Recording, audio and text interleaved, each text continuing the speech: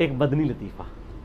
हमारे एक ऑफिस के कुलीग थे, वो मेरे साथ रह रह रह के गुमराह हो गए।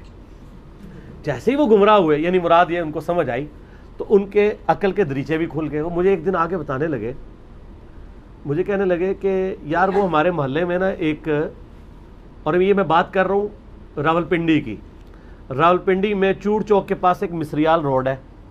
उस रोड पे आप आगे जाएं तो एक पुल्ली आती है नाले की, उसके पास ही आगे करके एक वैगनों का अड्डा था। ये वो जो छोटी सुजुकी है ना, साबुनदानी है जिनको हम कहते हैं, सुजुकी है उनका।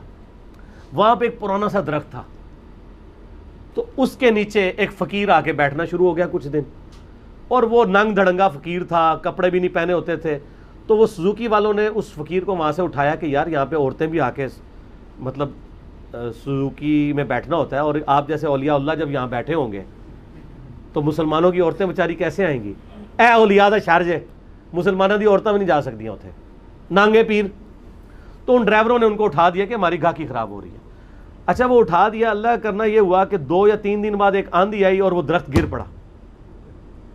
अब अगली बात आप समझ आए। उन्होंने कहा ये नांगे पीर को उठाया है ना, इस वजह से दरख्त गिरा है। अच्छा, तो वो मुझे आके बताने लगे, मुझे कहने लगे इस तरह हुआ है ऐसे। मैंने कहा आप देखें, लोग ये तो कह रहे हैं कि नांगे पीर को उठाया है, इस वजह से दरख्त गिरा है। ड्राइवरों की करामत नहीं है कि अगर ड्राइवर उसको ना उठाते और वो वहां बैठा होता नीचे आके मर जाता।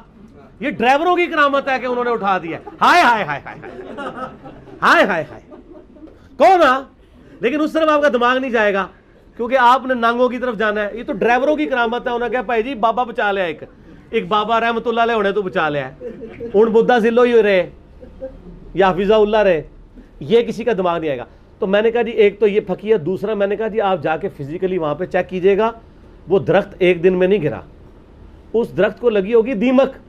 और ये साइंटिफिक फिनोमेना है कि अगर दीमक लग जाएगी और एक दिन में तो नहीं वो चाटती, कई महीने चाहिए दीमक को चाटने के लिए।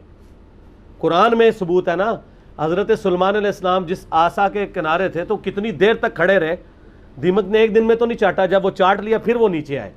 कोई भावें कहे कि दीमक कोई ऐसी भी होती है जी 3 घंटे चाट ले, इस तरह नहीं होता।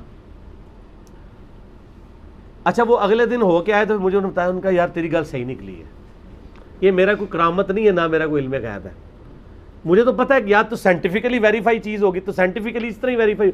वो कहने लगा जी वो सिर्फ खाल ही थी दरख्त की, अंदर से दीमक चाट छूट चुकी थी। वो तो ये वाकया होता या ना होता, उस दरख्त के गिरने का वक्त वैसे ही आ चुका हुआ था। वो बुजुर्ग के खाते में डलना था जो मैंने ड्राइवरों के खाते में डलवा दिया।